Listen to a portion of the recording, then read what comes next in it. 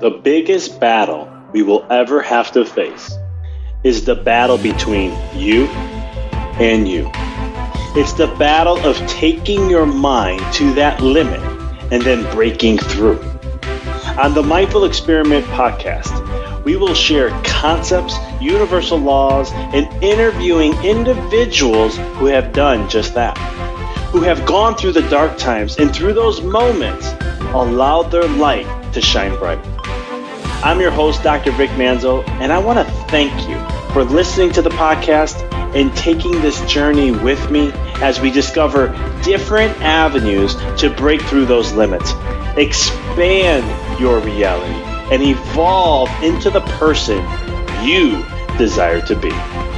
So sit back, relax, and enjoy the show. Hello, everyone, and welcome to the Mindful Experiment. This is your host, Dr. Vic. And in today's episode, first off, Happy New Year. And I hope you're starting your new year where you desire that you want it to be, that you are getting off on the right foot and really starting to get things moving. In this episode, I wanted to talk a little bit about just how to break things down into bite-sized pieces. When it comes to resolutions, visions, goals, things that you want to attribute and create in your life, a lot of the times we go real big. We go massively big, which I have no problem doing that. I always tell people you shoot for the stars. If you miss and land on the moon, you still did something that's greater than outside this world. And so going big is not a bad thing, but you want to be able to go big, but do it in a bite-sized way. Because it's the little things in life that truly create the big things. It's the little things that build up over time that is really going to create the foundation and the the solidness to the big stuff that you're trying to attract in your life. So in this whole episode, we're going to dive into bits and pieces of how you can do that and how to break it down and to really just get it to a very simplistic form. I planned this all out. December 1st is when I plan out my whole year. December 1st is my goal to get it all done. And I map out my visions. I map out my benchmarks where I expect to kind of be at if everything's moving in the right direction. And then I also map out the whole entire plan of kind of like how I'm going to do this.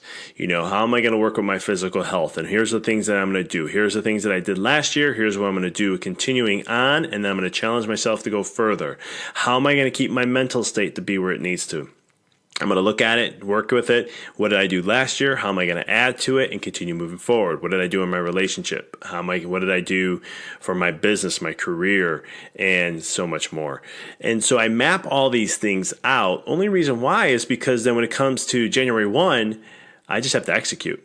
And it's just focusing on the littlest things. And I don't know about you, but for me, my mind will start to be like, I'm not doing enough. I need to go faster. I got to get more done. And that's a hard place for me to try to stay in balance because I'm not perfect. And if you guys have been listening to my podcast for a while, you know that I really explain and share. I'm just not perfect. I'm learning as I go and I get better with things because practice makes progress. And so it's one of those things where I just continue to move forward and learn from and evolve and grow. And so when it comes to the bite size, it really just keeps my mind at ease. It keeps the anxiety out. It doesn't let this anxiousness come in like I'm not doing enough. And just know that, hey, it's all part of the plan. I got it all mapped out. I feel like I took an easy day, but it's okay. Look, I planned that out to be that way. And so it's very critical when it comes to this. So I'm going to use the example of what most people do around this time, which is New Year's resolutions. And they're looking at getting in shape, right? You want to get to the gym a certain amount of times a week and do all these things and do these crazy programs and all this stuff.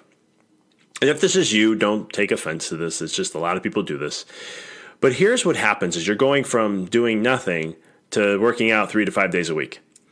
You're going from eating sugar, diet, carbs, and all that stuff, and then you're all of a sudden saying, I'm going strict keto. The thing is when you make a drastic change like that, it takes a lot of willpower, determination, and motivation to overcome the challenges. It does, because here's what happens, and this may sound like you. This was me back in the day, is I would choose to do something, and within about a month to about a month and a half, I wouldn't be as accurate or consistent with anymore. I just start to let the energy would die off. I start creating excuses. I let stories get in the way, and I just wouldn't be committed to it as much anymore. And until it was a couple of years ago, actually, I started to practice bite-sized bits. And I started to practice how can I take something and just do it in bite-sized pieces. Just add a little at a time. It's not about the sprint. It's about being in the marathon. And what can I do in the next year that I think is realistic and that I can handle? And so if it comes to like working out, and you're like, I'm going to go sign up for this gym membership, I'm going to go to the best gym, they have the best equipments, the best classes, and so forth. How about just take your time and just try walking a couple times a day, a couple times a week, and add in one workout for the week, right? You're still working out walking wise, but you're just going to take a slower route to it. But find out here's the thing. I'm not trying to tell you what to think. The thing is I'm just trying to give you examples of how you can take your time with it. Like, for example, for me, in my chiropractic business, where we mapped out the next 4 months of marketing, workshops, presentations, education for our practice members, and so much more. And we broke it out and how we wanted to do it. And then we broke it down to the marketing plan. When we're going to start marketing for each. When we're going to allow what marketing processes to happen at what time. And then we broke that down into what workshops are going to coincide with other ones. When we're going to do this and that. And we just broke it all out so that all we had to do, this is all we had to do when January 1 came, is just check our calendars for the alerts of what we have to do at what point. So it's all automatically programmed. And so instead of us being like, we're going to come out with all these programs and do all these things and all these big stuff, we just broke it down into bite-sized pieces where, okay, on January 10th, we're doing this. This is what we're focusing on. This is what we're going to release. On January 12th, we're recording this, and we're going to do this at this point. And we're going to do this many videos. On this day, we're going to do this. And that's it. And we're just focusing on those little things while also being in the office and doing what we do. And the beautiful thing behind it is when you break it down that simplistic, the chances of you succeeding are massively high. So when it comes to like eating better, right?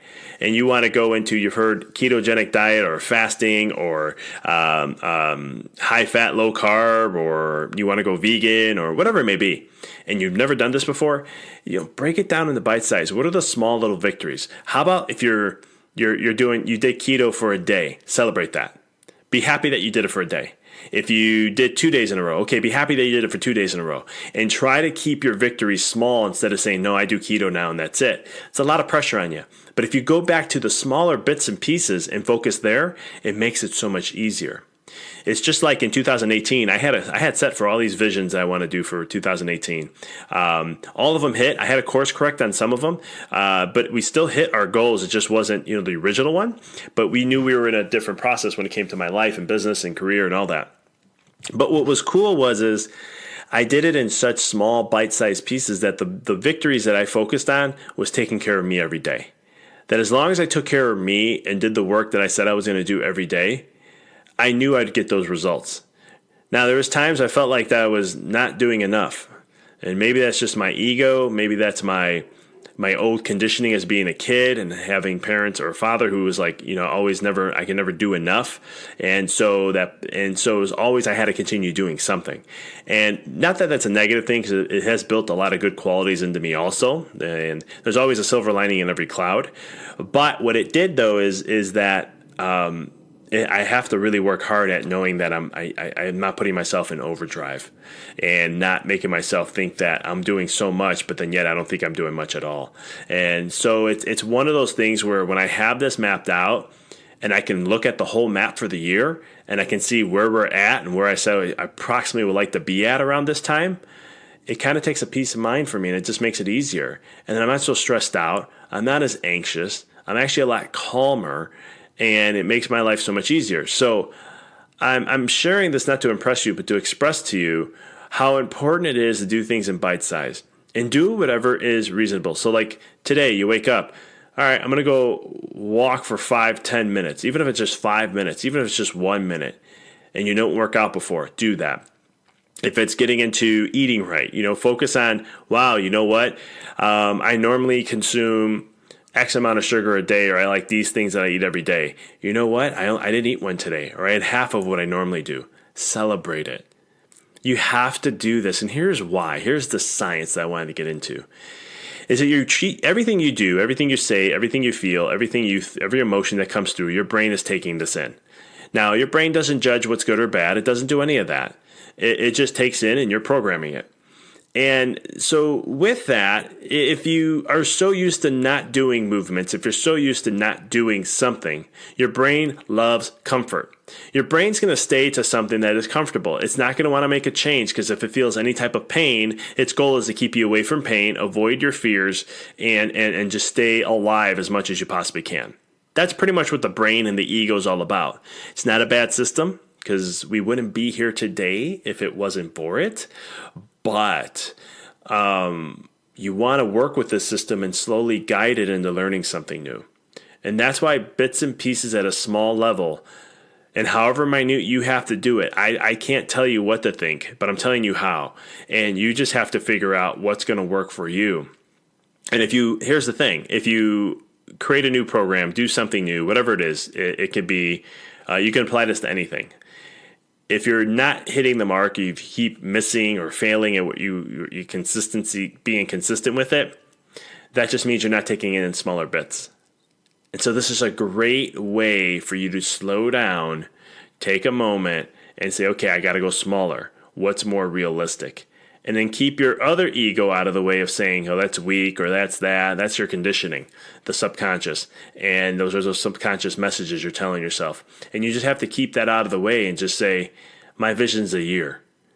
If I can get this down in 1 month, imagine how much I can build to the next month. Imagine how much I can build to the third month, then the fourth, then the fifth, then the sixth, and so forth. So that when December comes around, you're not like looking back and reflecting and going, oh, I didn't do this, I didn't do that. Instead, you're celebrating your victories and you're celebrating and going, holy cow, I said I was going to be at this weight by next year, and I hit that in October, and I did this in November. I did this back in July.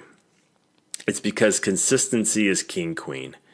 When you continue to do things on a consistent level, neurologically in the brain, you build the patterns. And as you neurologically program the brain, as you build more what's called neuroplasticity, basically memory of the brain, synapses is connecting to this pattern, and you get used to it, you start to build momentum. And as you continue to build momentum, you start to create more neurosynapses to where the brain and the body start connecting and thinking this is normal and it's a lifestyle. And that takes about 90 days. And when you get to that level, this becomes part of your routine. It's hard for you to forget. It's hard for you not to. This is why some people look at me and go, Doc, how do you meditate? You meditated for over 500 days. How did you do that? It's not a bragging thing. There's nothing about that. It's because it's part of my lifestyle. I use these tips that I'm sharing with you to implement that in my life. How is it that I have a brain tea every single morning? How is it that I do my breath work every single day? How is it that I do my journaling and gratitude and all this stuff every day? It's because I use these principles that I'm sharing with you about taking things at a small bit of time. And as you give yourself the credit to get one down at a time, there comes a point where mastery kicks in. And all of a sudden, you start to do these every single day. And one of my biggest goals for myself, and I'm going to actually pull up my Excel sheet as I'm talking to you here, is one of the goals I have that I'm doing in 2019 is to do my meditation, gratitude, journal, breath work, appreciation to wife, read, listen to a video or audio, brain tea, and challenge my mind every single day, and so forth. This is, I'm already few days in, I'm already at 100%, kind of easy. But as I go through this, I make sure and check that I'm continually being consecutively 100% with this and not missing, because it is something I'm 100% committed to, so that at the end of 90 days, first 3 months of the year, if I committed 90 days straight, this is going to become a routine to me, and it's going to be hard for me to break it. And that's what I want to do, is not break it, but make it more of a lifestyle so that I continue to grow, expand, and evolve and be the best version of me, so that everyone else wins when that happens. So I want to wish you guys a prosperous and awesome new year. I hope that you do take this and play with this and really do the work. We actually have an interview coming up in February where someone dives a little bit into this, and we talk about the importance of doing little bits at a time and the importance behind that. And I'm excited that we just it's going to be a good interview, but this is a good starting point to it. And I thought this is a great podcast to do into the new year to really give you some things that really hone in and do the work. So revisit some of those resolutions, revisit some of those goals and plans that you have that you want to do in this year. And, take a moment and just see if you really are, how truthful is it? How much are you really focusing on the small? Engage. If you're not sticking to it, make it smaller. Make it easier, and just make sure you continue to do the work. I want to thank you guys for tuning in. As always, it's greatly appreciate having you on. If you are, real quick commercial, I have a program coming up. It's starting on January 14th, and it's an online workshop. I've gone through a few different ones, a couple of them already, and this is another one that we're launching on the 14th of January, and it's going to be about manifesting your vision, really understanding and creating the vision that works for you, utilizing quantum physics and universal laws to help apply and utilize techniques to do that, how to be focused and stay centered and minimize distractions, how to understand what flow is in your emotions and what that means to you, and then more importantly, how to do the work and no matter what you do so that you can continually move forward and create and manifest the vision that you want in your life. So we have a few spots available, so you can go to empoweryourreality.com and go to classes, and you can see the 5-week program there, and you can go ahead and it'll be in the show notes also. But we do have a select few that we're allowing in, so make sure you RSVP before the 14th, as soon as possible, the better. So want to thank you guys again for tuning in on the episode. Hope to see you in the 5-week program, and I'll see you next time on another podcast. Thank you for listening to the podcast. For past shows, please visit www.empoweryourreality.com. I hope this show inspired you and added to your life to help you on the journey to rediscover who you really are. To connect with us on Facebook, please visit www.facebook.com/Dr. Vic Manzo. Check us out on Twitter. The handle is Dr. Vic21. Follow us on Instagram, www.instagram.com/Dr. Vic Manzo. If you were inspired by the podcast, pay it forward by sharing it with someone who you know can benefit from it. Thank you again for listening to the Mindful Experiment podcast, sharing paths to help you rediscover your infinite potential.